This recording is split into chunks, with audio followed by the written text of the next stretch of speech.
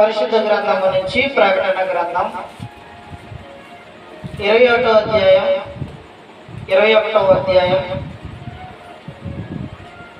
27వ వచనం చదువుతున్నట్లయితే, గొర్రెపిల్ల యొక్క జీవ గ్రంథమందు రాయబడిన వారే దానిలో ప్రవేశించుదురు గాని నిషిద్ధమైనది ఏదైనను అసహ్యమైన దానిని అబద్ధమైన దానిని జరిగించు వాడైనను దానిలోకి ప్రవేశింపడు. చాలండి ప్రియమైన సహోదరి సోదరులారా, చూడండి ఈ మాటను మనం శ్రద్ధగా గమనించినట్లయితే యోహాను ఆత్మవశుడై కొనుకోబడ్డాడండి, పరలోకానికి కొనుకోబడ్డాడు. అక్కడ చూడండి అనేకమైనటువంటి వాటిని ఈయన చూసినటువంటి సందర్భాల్లో చూడండి అక్కడ ఏముందంట, ఒక గొర్రెపిల్ల యొక్క జీవ గ్రంథం ఉందంట. అయితే చూడండి ఆ గొర్రెపిల్ల యొక్క జీవ గ్రంథం అందంట ఎవరి పేర్లు ఉండాలంట, ఎవరు ఉండాలంటండి? వ్రాయబడిన వారే దానిలో ప్రవేశిస్తారు. ప్రియమైన సహోదరి సహోదరులారా, అయితే చూడండి దాంట్లో ప్రవేశించాలంటే అతనికి చూడండి ఏ లక్షణాలు ఉండకూడదు, ఏముండకూడదు అంటే మొదటిగా నిషిద్ధమైనది ఏదైనాను అసహ్యమైన దాన్ని అబద్ధమైన దాన్ని జరిగించేవాడైనను దానిలో ప్రవేశింపడం జరుగుతుంది. కాబట్టి జీవ గ్రంథమందు పేరు రాయబడాలంటే మొదటిగా మనుషుడు ఏం చేయాలి? ఈ నిషిద్ధమైన దానికి అపవిత్రమైన దానికి అబద్ధమైన దానికి దూరంగా ఉండాలి. ప్రియమైన సహోదరి సహోదరులారా, ఎందుకంటే జీవ గ్రంథమందు పేరు రాయబడతామంటే అది మామూలు విషయం కాదండి. ఒక మనుషుడు తన జీవిత కాలంలో తను చూడండి పుట్టిన దగ్గర నుంచి చనిపోయేంత వరకు అతను చూడండి ఎటువంటి పాపం కానీ దోషం కానీ ఎటువంటి చూడండి చెడు క్రియలు కానీ లేకపోతేనే ఆ మనుషుడికి జీవ గ్రంథమందు ఏముండిద్ది? పేరుండిద్ది. ప్రియమైన సహోదరి సహోదరులారా, కాబట్టి ఇక్కడ గొర్రెపిల్ల యొక్క జీవ గ్రంథమందు పేరు రాయబడతామంటే అది చిన్న విషయం కాదు. చూడండి దాని ఎందు కొంతమంది పేర్లు అంటే ఏమైపోయింది అంట, ఏమైపోయినాయి అంట చూడండి. నిర్గమకాండం 32వ అధ్యాయం 33వ వచనం చదువుకున్నట్లయితే, అందుకు యెహోవా ఎవడు నా ఎదుట పాపము చేసెనో వాడిని నా గ్రంథములో నుండి తుడిచివేయుదును. చూడండి, ఒకవేళ జీవ గ్రంథంలో పేరు రాయబడినా కానీ దేవుడు ఎదుట ఆ మనుషుడు పాపం చేశాడంట, దేవుడు ఆ జీవ గ్రంథం నుండి ఆ మనుషుని యొక్క పేరు ఏం చేసేస్తాడంట? ఏం చేస్తాడంటండి? ఉంచుతాడా? తీసివేస్తాడంట. ప్రియమైన సహోదరి సహోదరులారా, చూడండి దేవుడు ఇశ్రాయేలు ప్రజల్ని ఏర్పరచుకున్నాడు. ఏం చేశాడు? ఇశ్రాయేలు ప్రజల్ని ఏర్పరచుకున్నాడు. ఐగుప్తులో బానిసలు గుండి చూడండి అనేకమైన శ్రమలు, అనేకమైన బాధలు, అనేకమైన హింసలు పడుతున్నటువంటి ఇశ్రాయేలు ప్రజలంట మోషే ద్వారా దేవుడు ఏం చేశాడండి? ఆ హింసల నుంచి, బాధల నుంచి, శ్రమల నుంచి విడిపించడమే కాకుండా మోషే ద్వారా చూడండి దేవుడు అనేకమైన సూచక్రియలు జరిగించాడు. ఎందుకోసం అండి? దేవుని యొక్క ప్రజలు మరణించడం ఆయనకి ఇష్టం లేదు. దేవుని యొక్క ప్రజలు శ్రమ పొందడం ఆయనకి ఇష్టం లేదు. కాబట్టి ఆయన మట్టిలో నుంచి మనుషుని నిర్మించుకున్నాడు. కాబట్టి దేవుడికి చూడండి, తను నిర్మించినటువంటి మానవుడు అంటే ఎంతో ఏంది ప్రేమ, జాలి, దయ. కాబట్టి ఏమనుకున్నాడు, ఆయన జీవ గ్రంథమందు ఇక్కడున్న మనుషులందరి పేర్లు రాయబడాలని ఆశ కలిగి ఉన్నాడండి. అయితే ఈ ఇశ్రాయేలు అందరూ ఆ పేరుని ఏం చేశారంట? ఏం చేశారండి? జీవ గ్రంథం అంతా రాపించుకున్నారా? ఏం చేశారు? తుడిపి వేయించుకున్నారా? ఏం చేశారంట?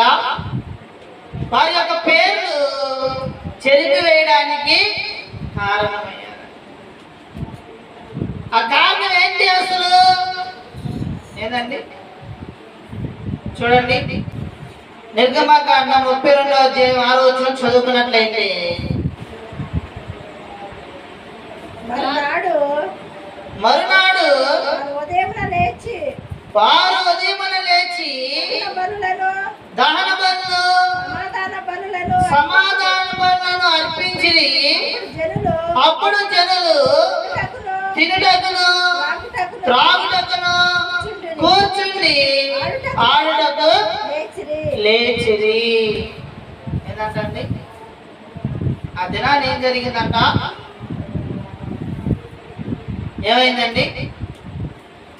దేవుని కంట ఇశ్రాయేలీయులు ఏం చేశారంట? ఉదయాన్నే లేచి ఏమర్పించారు?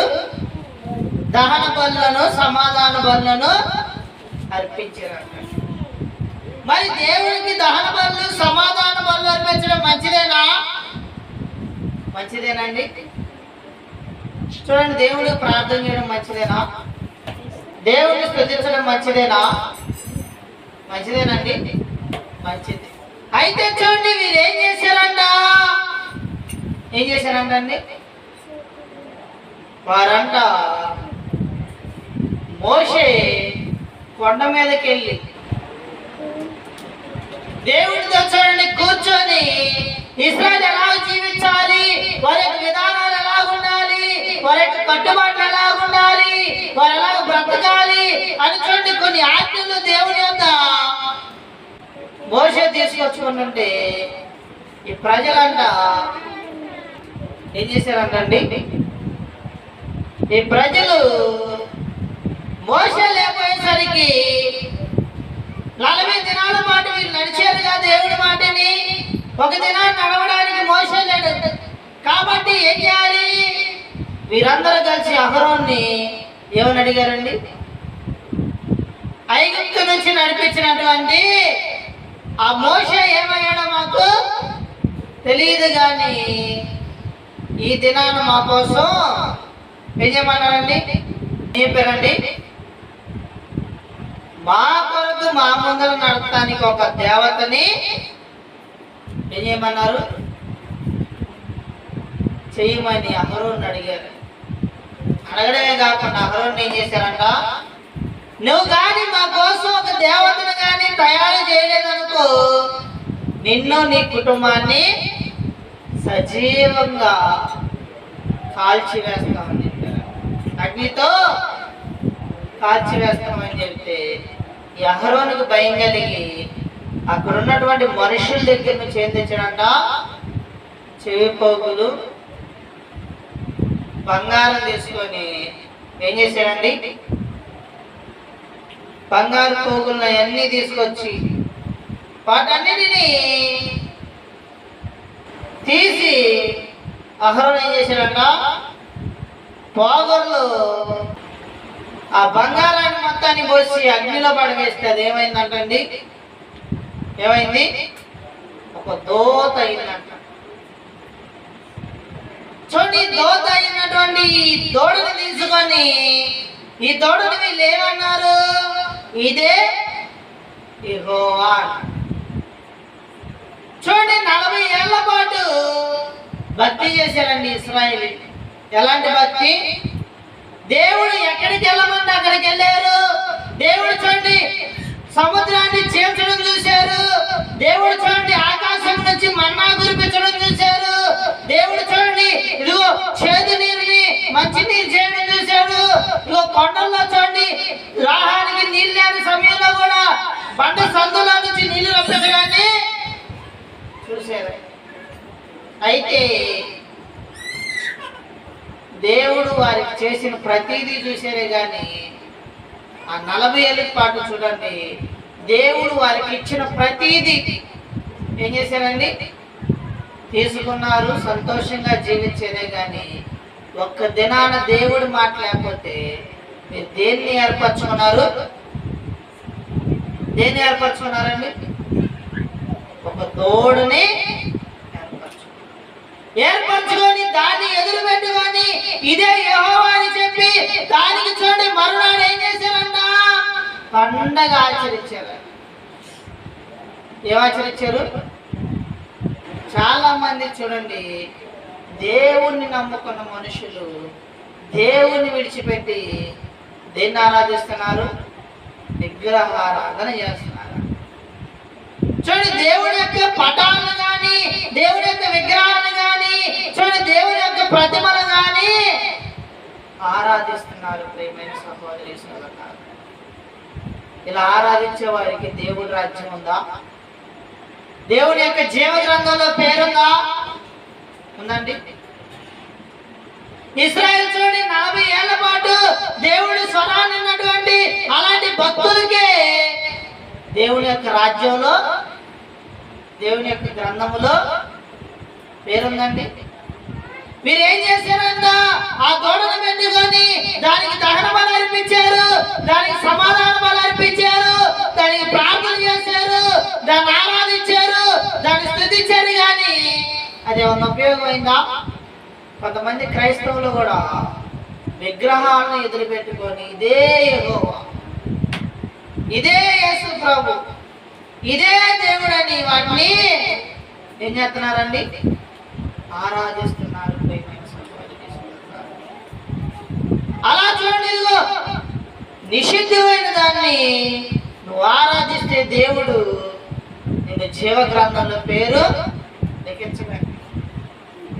ఇశ్రాయేలు వాడు చూడండి పండగలైనటువంటి పేరుతో చూడండి అదో ఒక ప్రతిమను తెచ్చుకొని ఆ గోడని ఎదురుగా పెట్టుకొని దాని రూపాన్ని చూసుకొని ఇదే దేవుడు అనుకొని మద్యాన్ని తాగి అల్లరిగా చూడండి అనేక విధాలుగా జీవించారు. ఆ జీవితం దేవునికి ఇష్టమైందా? పండగ పేరుతో చూడండి చాలా మంది ఏం చేస్తారు? కొత్త బట్టలు వేసుకొని చక్కగా సంతోషంగా ఏం చేస్తారండి? మంచిగా ఆహారాన్ని సిద్ధపరచుకొని పిన్నొట్టలు చేసుకొని కుటుంబం మొత్తం సంతోషంగా ఇంట్లో కూర్చొని చక్కగా నూతన వస్త్రాలు ధరించుకొని ఆహారం తిని సంతోషంగా ఉంటారు. కుటుంబం మొత్తం దేవుని సన్నిధికి వెళ్ళిద్దాం. కొంతమంది అయితే చూడండి ఇదిగో మేము పుట్టుకతో క్రైస్తవులని చెప్పుకుంటూ చూడండి ఇదిగో పండగ వచ్చిందంటే మద్యం తాగి అల్లరిగా చిందలేస్తారని అడిగితే యేసు ప్రభు పుట్టాడు. లేదంటే చూడండి ఇదిగో మా దేవుడు రూపొందాడు, జన్మించాడు అని చెప్పి రోజు చూడండి కొంచెం మద్యం తాగేవాడు ఆ దినాన ఫుల్లుగా తాగి పడిపోతాడు. చూడండి తాగుడు కానీ ఇదిగో ఈ విగ్రహారాధన కానీ ఇదిగో ఈ లోకోత్సవమైన జీవితం కానీ దేవుడి రాజ్యానికి తీసుకెళ్ళిద్దా? ఏదైనా మనం గమనించామండి? మనల్ని మనం సరి చేసుకున్నావా? నా స్థితి ఎలాగుంది, నా జీవితం ఎలాగుంది, నా క్రియలు ఎలాగుంది అనే దినాన్ని సరి చేసుకున్నామండి. ఇశ్రాయేలు కూడా చూడండి అన్ని అద్భుతాలు అన్ని శిక్షక్రియలు దేవుని యొక్క మహత్కార్యాలు చూసిన తర్వాత కూడా దేవుని తెలుసుకున్న తర్వాత కూడా మరలా విగ్రహారాధనని మానేశారండి? మానేలేదండి. చాలా మంది క్రైస్తవుల్లో కూడా అలాంటి విగ్రహారాధన ప్రార్థన చేసి కొబ్బరి నూనె చేసి ఏం చేస్తారు? దాన్ని ఎదురు పెట్టుకొని అదొక విగ్రహం లాగా చూడండి, ఇదిగో లోకంలో ఉన్నటువంటి ఇదిగో దేవుని యొక్క పేరుతో ఉన్నటువంటి వస్తువులు ఇంటికి తీసుకొచ్చుకొని వాటిని ఒక విగ్రహంలాగా ఆరాధిస్తారు. ప్రియమైన సహోదరి సహోదరులు, కొంతమంది మీటింగ్స్కి వెళ్ళి ఏం తెచ్చుకుంటారండి? కచేపులు, లేదంటే చేతి కట్టుకునేటువంటి కాళ్ళు, లేదంటే చూడండి అనేకమైనటువంటి దేవుని యొక్క బొమ్మలు తీసుకొచ్చుకొని ఏం చేస్తారు? ఇంట్లో పెట్టుకొని వాటిని పూజిస్తారు, వాటిని ఆరాధన. ఇక వాక్యం చదవరు, ప్రార్థన చేయరు. ఇది ఇవి ఉంటే నేను ఎక్కడికి వెళ్తారండి? దేవుడి రాజ్యానికి వెళ్తానన్నటువంటి అపోహలు అంటే ఒక ఆయన అంట యెరూషలేము నుంచి మట్టి తీసుకొచ్చాడంట. మట్టి తీసుకొచ్చి అన్నాడు, యేసు ప్రభు చనిపోయిన స్థలంలో ఉన్నటువంటి ఆ యెరూషలేము మట్టి, ఆ మట్టి మన ఇంట్లో పెట్టుకుంటే మన ఇంటికి ఎటువంటి చెడు, ఆ మట్టి మన దగ్గర పెట్టుకుంటే మన జీవితాంతం దేవుని సన్నిధిలో ఉన్నట్టే. యెరూషలేము మట్టి తెచ్చుకొని చాలా మంది ఇంటి యొక్క నిర్మాణం పెట్టుకున్నారు. యెరూషలేము యొక్క మట్టి తీసుకొచ్చుకొని చాలా మంది మరి గృహంలో ఎదురు పెట్టుకొని దాన్నే పూజిస్తారు. అదేమంటే యెరూషలేములో దేవుడు ఆ మట్టిలోనే కలిసిపోయాడు కాబట్టి ఆయన శరీరం, దాన్ని మనం ఏమన్నారండి? దాన్ని మనం తెచ్చి ఇంట్లో పెట్టుకుంటే మనకి ఎన్నో మేలు జరుగుతాయి. మరి యేసు ప్రభుతో పాటు అక్కడ ఇశ్రాయేలు ఎంతమంది చనిపోయారండి? మరి వారికి మేలు కలిగినాయా? ఆ యెరూషలేములో చనిపోయిన వారికి ఆ మట్టిలోనే పాతి పెడుతున్నారు కదా, మరి వాళ్ళకి ఏమైనా జరుగుతుందా? మరి నీకేం జరుగుతుంది? ఇంటికి తెచ్చుకుంటే నువ్వేమైపోతున్నావు? నిషిద్ధమైంది, అపవిత్రమైనది, అబద్ధమైన వాటిని తెచ్చుకొని నీ గృహంలో పెట్టుకొని వాటిని ఆరాధిస్తూ వాటిని పూజిస్తూ నిజమైన దేవుని నువ్వు ఏం చేస్తున్నావండి? విడిచిపెడుతున్నావు. ప్రియమైన సహోదరి సహోదరులు, అందుకని వాక్యం ఏం చెబుతుంది? రోమీయులకు రాసిన పత్రిక 1వ అధ్యాయం 25వ వచనం చదువుకున్నట్లయితే, అట్టివారు దేవుని సత్యమును అసత్యములకు మార్చి సృష్టికర్తకు ప్రతిగా సృష్టమును పూజించి సేవించిరి. ఏం చేశారండి? కొంతమంది అంట ఏం చేశారంట? అట్టివారు దేవుని సత్యమును అసత్యముకు మార్చారంట. ఈ భూమిని సృష్టించిన సృష్టికర్తను విడిచిపెట్టి ఈ భూమిలో ఉన్నటువంటి మనుషులు నిర్మించినటువంటి ప్రతిమలను ఆరాధిస్తారు. మనుషులు నిర్మించినటువంటి చూడండి, ఇదిగో ఈ మట్టి తీసుకెళ్ళండి అది తీసుకెళ్తున్నారు, ఇదిగో ఈ కచ్చేపు తీసుకెళ్ళండి అది తీసుకెళ్తున్నారు, ఇదిగో ఈ లోకానుసారమైన ఇదిగో ఇది కట్టుకుంటే ఇదిగో నువ్వు బాగుపడతావండి, అది కట్టుకుంటా లేరండి. అనేకమైన ఆచారాలు చేస్తారు. సృష్టికర్తను విడిచిపెట్టి సృష్టాన్ని చూడండి, ఒక రాయిలో కానీ ఒక చెట్లో కానీ పొట్లో కానీ గ్రప్పలో కానీ ఏదైనా శక్తి ఉందా? దేవుడు వాటిని నిర్మించాడు కానీ వాటిలో ఏ శక్తి లేదండి. శక్తి ఎవరిలో ఉంది? వాటిని నిర్మించినటువంటి దేవుల్లో. మరి నువ్వు ఆ దేవుడిని మర్చిపోయి ఆయన శక్తిని మర్చిపోయి ఆయన భక్తిని మర్చిపోయి నువ్వేం చేస్తున్నావు? దేని ఆరాధిస్తున్నావు అండి? సృష్టికర్తను విడిచిపెట్టి సృష్టాన్ని ఆరాధన. అలా నీ చేయకపోతే నీ జీవితం పాడైందంటే సత్తా బతుకుతుంది అంటారండి. ఎందుకని చేయకపోతే నా కుటుంబం ఏమైపోయిద్దో, నా బిడ్డలు ఏమైపోతారు, నేనేమైపోతాను. ఏంటండి లేరండి క్రైస్తవులు దేవుని నమ్ముకొని మారు మనసు పొంది సత్యవాక్యాన్ని తెలుసుకొని పరిశుద్ధ గ్రంథాన్ని చదివి మరలా తిరిగి ఈ లోకంలో వాటిని చేసేవాళ్ళు లేరా? ఇశ్రాయేలు కూడా 40 సంవత్సరాలు దేవుడి మాట అన్నారు, దేవుడి స్వరాన్ని అన్నారు, దేవుడు చెప్పినట్టు చేశారు. మరలా ఒక దినాన ఏమైపోయారంట? ఒక దూడని చేసుకొని ఇదే యెహోవాని ఆరాధించారు. అలాగే నేటి కాలంలో కూడా ఏం చేస్తున్నారండి? ఒక ప్రతిమను పట్టుకొని ఇదే యేసు ప్రభు, ఇదే యెహోవా అని వాటిని ఆరాధిస్తున్నాం. ప్రేమ సహోదరులు, వీటి వల్ల నీ భక్తి ఏమవుతుంది? ఇశ్రాయేలు ఏ విధంగా అయితే దేవుడు అసహించుకున్నాడు, దేవుడు వారిని ఇదిగో వారు చెడిపోయారని చెప్పాడు, దేవుడు వారు దుర్మార్గులైన చెప్పారు, దేవుడు ఇదిగో వారు పాపం చేశారని చెప్పారు, అలాగే నేటి క్రైస్తవం కూడా ఏమైపోతుందండి?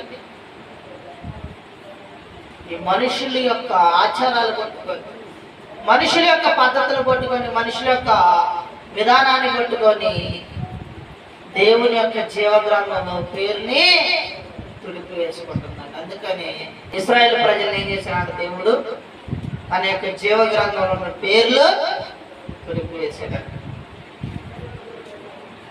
నువ్వు అనుకోవచ్చు, నేను భక్తి చేస్తున్నా కదా, నా పేరు నేను 40 సంవత్సరాల నుంచి 50 సంవత్సరాల నుంచి ఇక బాల్య వయసు నుంచి దేవుని సన్నిధిలో ఎదుగుతున్నాను కదా, నా పేరు జీవగ్రంథంలో. ఇశ్రాయేలు అంటే ఎవరండి? అసలు దేవుని యొక్క ప్రజలండి. మరి వారి పేర్లే లేదు. మరి మనం ఎంత? మన జీవితం ఎంత? మరి నువ్వు ఎలా ఉండాలి? ఏం చేయాలండి? నిషిద్ధమైనది, అసహ్యమైనది, అబద్ధమైన దాన్ని నువ్వు విడిచిపెట్టినాడు. నీ పేర్లు ఎలా ఉంది? జీవగ్రంథం ముందు రాయబడి ఉంది.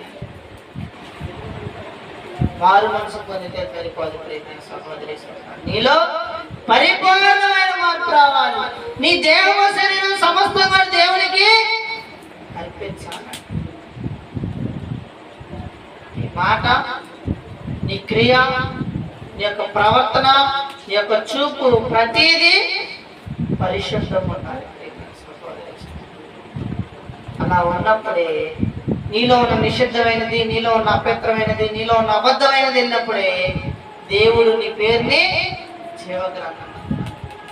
ఇశ్రాయేలు చూడండి, నిషిద్ధమైనది చంద్రు పెట్టుకున్నారు, అబద్ధమైన దాన్ని ఆరాధిస్తున్నారు, అసహ్యమైన దాన్ని చేస్తున్నారు.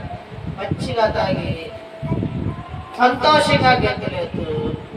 ఆ విగ్రహం అసహ్యమైనటువంటి నిషిద్ధమైన విగ్రహాన్ని తెచ్చుకొని అసహ్యంగా ఆరాధించారు. మరి నీ జీవితం కూడా అలాగుందా? ఏం చేయాలి? నువ్వు సరి చేసుకోవాలి. ప్రియమైన సహోదరి, లేదంటే గొర్రెపిల్ల యొక్క జీవగ్రంథం మీద నీ పేరు రాయబడి ఉన్నది. రేపు ఇదిగో నువ్వు ఎంత గుండెలు బాదుకున్నా గానీ, నువ్వు ఎంత ఏడ్చినా గానీ, అయ్యా నేను కన్నీటితో ప్రార్థన చేశానయ్యా, అయ్యా ఇదిగో నేను గట్టం తరబడి వాకులు ఇచ్చానయ్యా అని చెప్పినా గానీ నీలో అలాంటి విధానం ఉంటే దేవుడు ఏం చేస్తాడు? నెట్టి వేస్తాడు.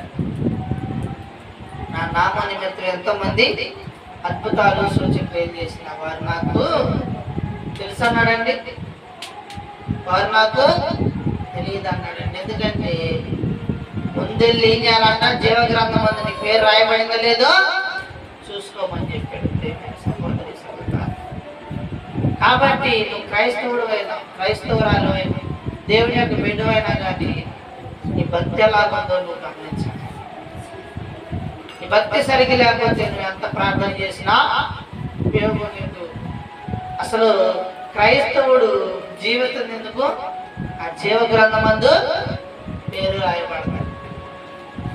అలాంటిది ఆ జీవగ్రంథం అందు పేరు లేదనుకో, నువ్వు ఎన్నాళ్ళు బ్రతికినా క్రైస్తవుడుగా విలువ ఉండదు. కాబట్టి ఎప్పటికైనా కానీ నీ యొక్క స్థితిని మార్చుకొని నీలో ఉన్నటువంటి నిషిద్ధమైనది, అసహ్యమైనది, అబద్ధమైన వాటిని విడిచిపెట్టి జీవగ్రంథం అందు నీ పేరు రాయబడటానికి నీలో ఉన్న క్రియలు మార్చుకొని దేవుని సన్నిధిలో నమ్మకంగా యథార్థంగా జీవించాలని మనసారా కోరుకుంటూ ఈ చిన్ని మాటల దేవుడు తన వెనుకల్లో జ్ఞాపకం చేసుకుంటాం. ప్రతి ఒక్కరికి వందనాలండి.